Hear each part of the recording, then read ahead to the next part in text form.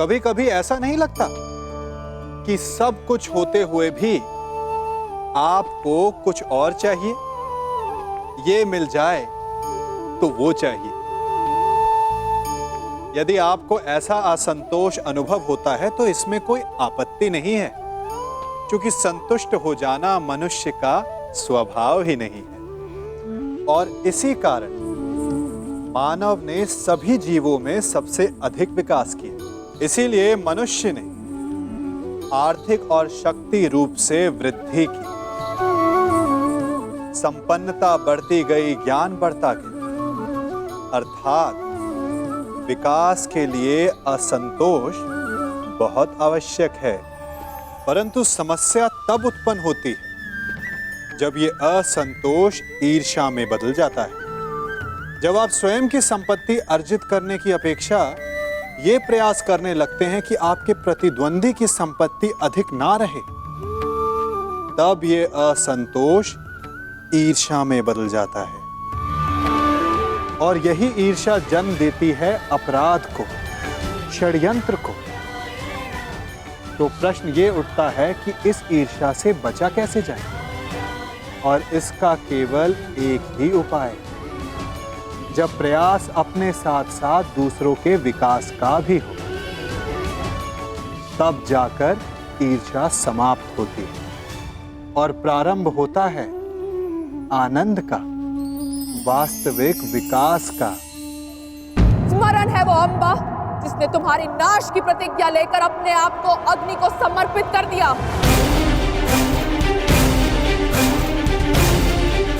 हाँ भीष्म, मैं उसी अम्बा का पुनर्जन्म हूँ। शिखंडिनी, शिखंडिनी,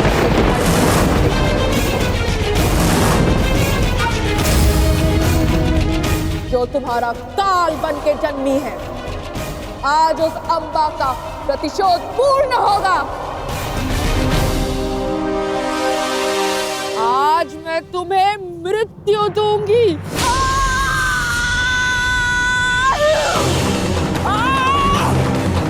कौन? पितामह को बचाओ, रोको उसे।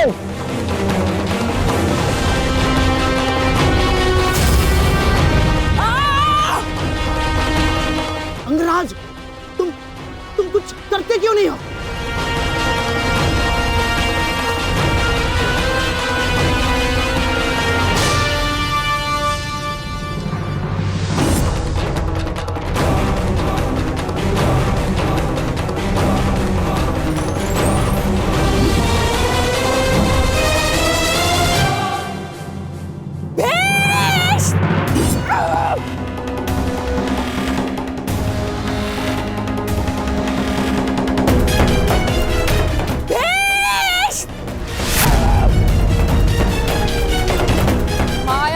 के बच नहीं पाओगे भीष्म।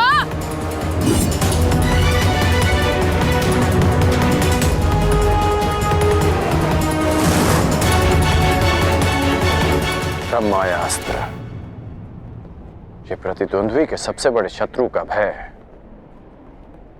उसके समक्ष उत्पन्न कर देता है।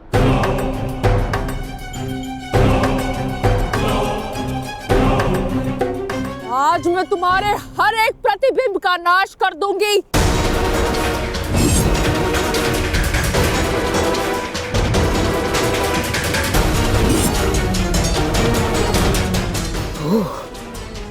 तो वो कथा सत्य थी, जो अम्बा गंगा पुत्र के संहार के लिए पुनर्जन्म लेगी।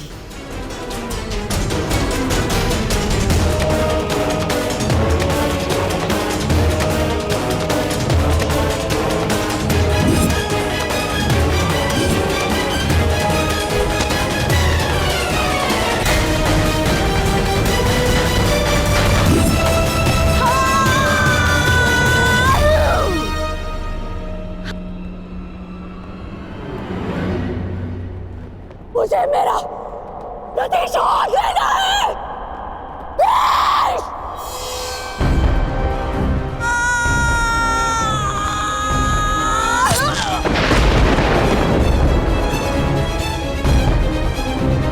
अब समय आ गया है, शिखंडिनी को नागपाश के बंधन का अनुभव करा दिया जाए।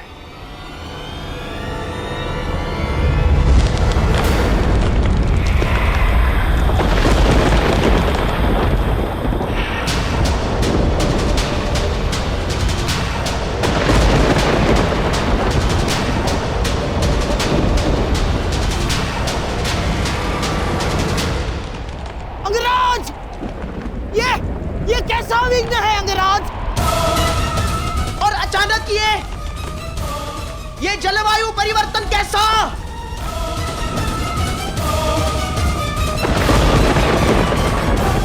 और वो भी केवल हमारी सेना पर। अंगराज, अंगराज, उधर पांचाल की सेना के ऊपर का आकाश तो स्वच्छ है। अब ये किस शत्रु की माया है अंगराज? ये सब क्या हो रहा है सूर्यदेव?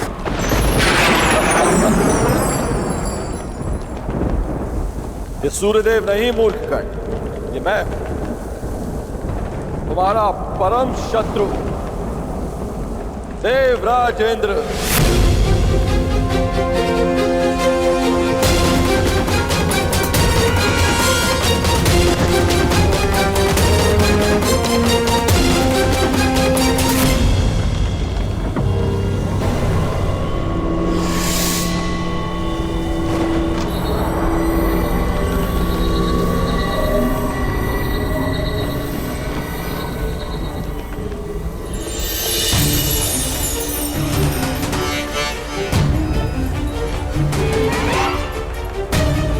सूर्यदेव, ये आप क्या कर रहे हैं?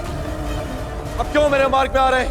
देवताओं के राजा होने का ये अर्थ नहीं है कि आप ही को अपनी शक्तियों का प्रयोग करने का अधिकार है।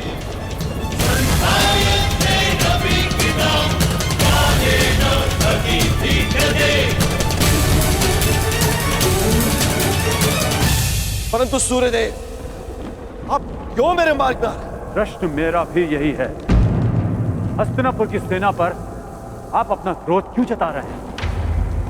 सूर्यदेव, मैं तो केवल अपने पुत्र के मार्ग में आई अड़चन को हटा रहा, और मैं भी अपने पुत्र की सहायता करने का प्रयत्न कर रहा हूं।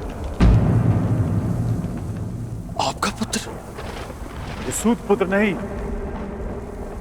सूर्यपुत्र कर्ण। माना आप देवताओं के राजा हैं, परंतु आप भी त्रिदेव द्वारा ही संचालित होते हैं। यदि आप अपने अधिकारों और शक्तियों का दुरुपयोग करेंगे तो मुझे भी अपनी शक्तियों का प्रयोग करने का अधिकार है।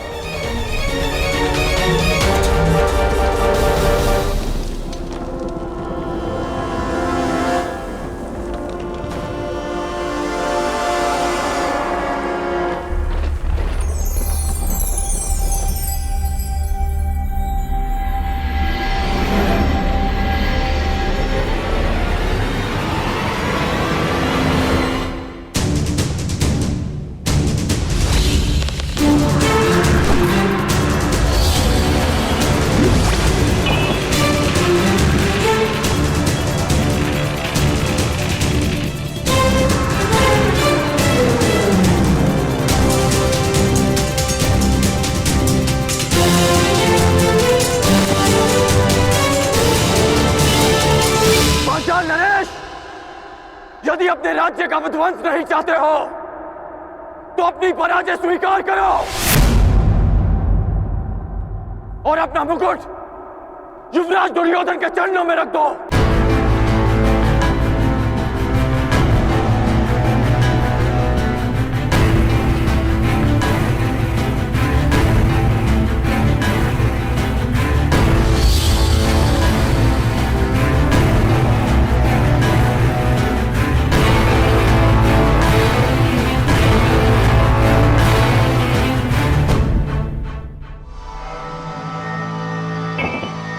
मामाश्री, आज इस विजय से मेरी उस पराजय के अपमान का दंश मेरे हृदय से निकल गया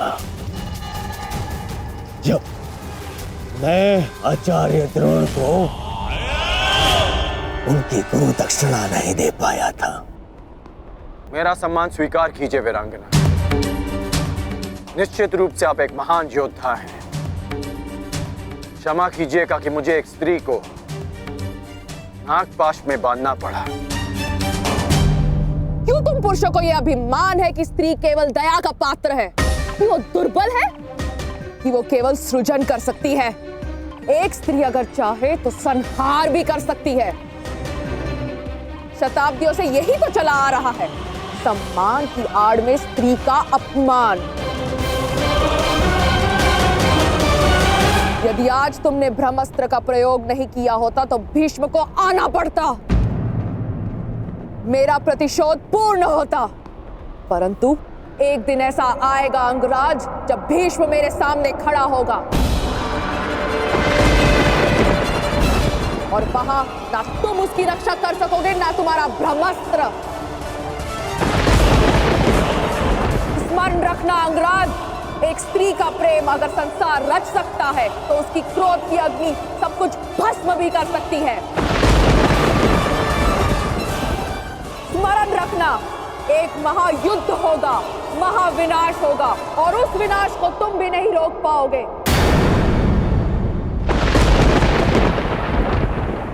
जहां तुम भी अपने घुटनों पर बैठकर अंतिम सांस लोगे। स्मरण रखना कर्ण।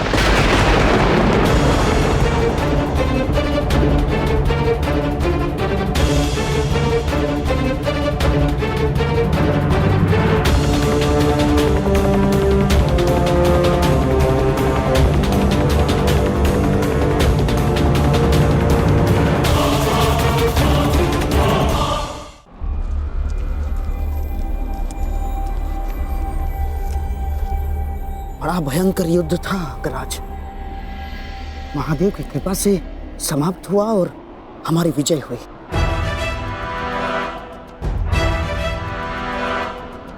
अभी कई युद्ध शेष हैं और कई विजय प्राप्त करनी है गांधार नरेश।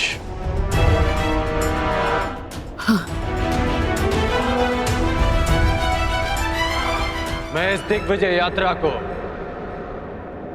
अंत तक अवश्य पहुंचाऊंगा।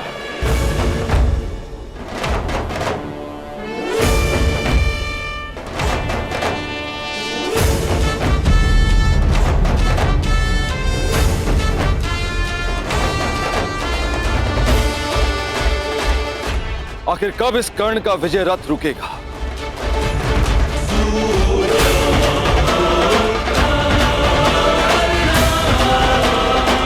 अब तो मैं खुलकर कुछ कर भी नहीं सकता, कोई प्रहार नहीं कर सकता, क्योंकि तुरंत सूर्यदेव इसके समर्थन में आ जाएंगे। सूर्यपुत्र कर्ण।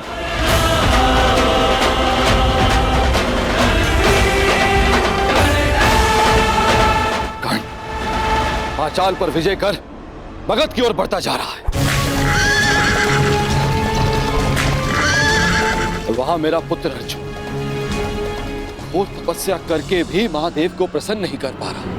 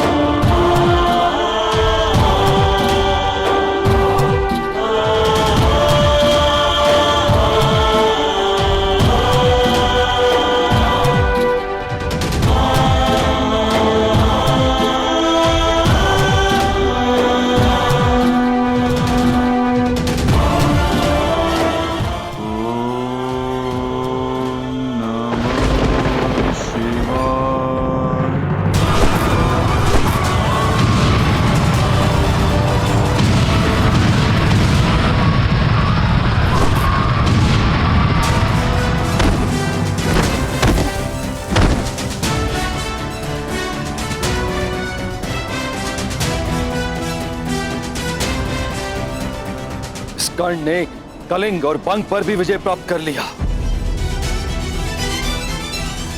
अधिक से अधिक शक्तिशाली होता जा रहा है कर्ण।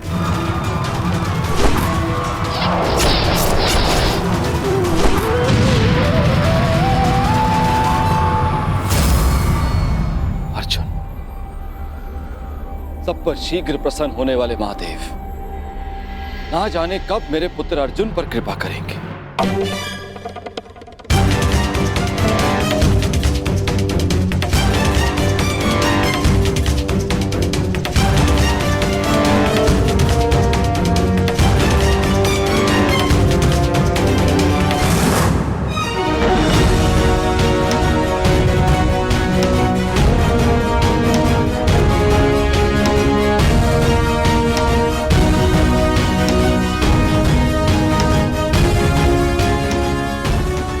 वनवास के 10 वर्ष पूर्ण हो चुके। ये कर्ण अब तक अपराजित है, दिग्विजयी बनने की सीमा पर खड़ा है। क्या करूं मैं और कैसे अपने पुत्र अर्जुन को इस कर्ण से अधिक शक्तिशाली बनाऊं? कैसे?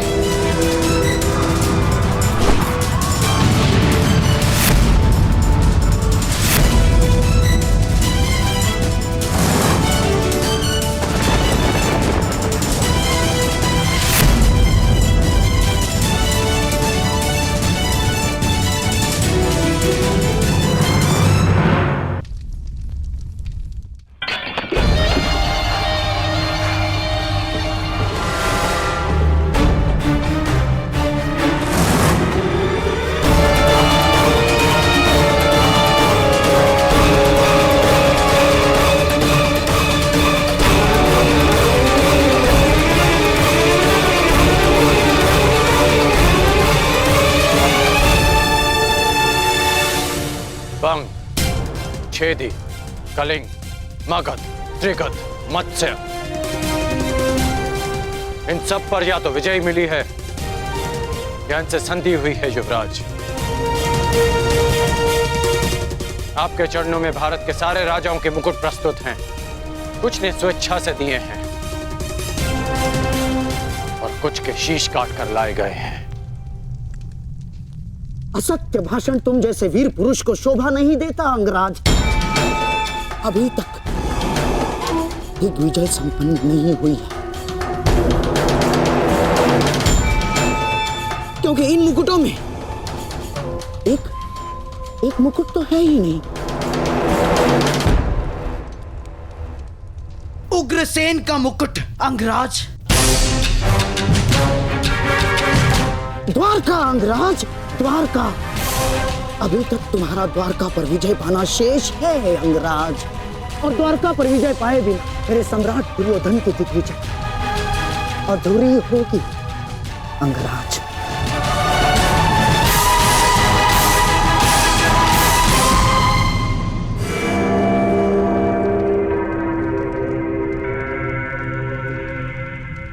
द्वारका से युद्ध यानी वासुदेव से द्वंद्व। क्या आप नरसंहार का प्रण लेकर हस्तिनापुर से निकले थे गांधार नरेश? रक्त की नदियां बह जाएंगी, परंतु वासुदेव और श्री बलराम को हराना असंभव है। लोग इन्हें यूं ही अवतार नहीं कहते। अवतार की कथा पे वो विश्वास करते हैं जो कृष्ण से भयभीत हो।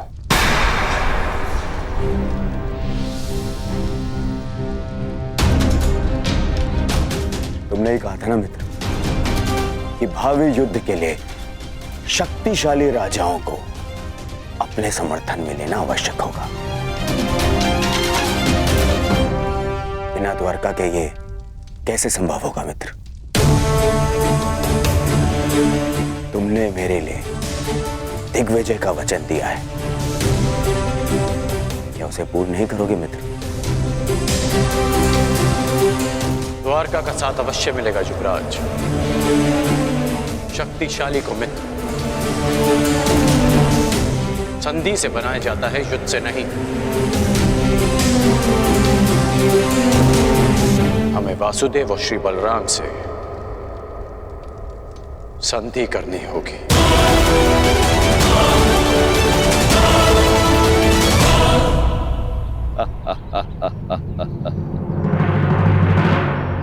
द्वारका से संधि? द्वारका से तुम्हारी संधि नहीं होने दूंगा कर्ण। तुम्हारे विनाश का जो अवसर मैं खोज रहा था वो तुमने स्वयं मुझे दे दिया है। अब देखना बलराम कैसे तुम्हारा विनाश करेंगे। ना ही ये सूर्यदेव बलराम के आगे कुछ कर पाएंगे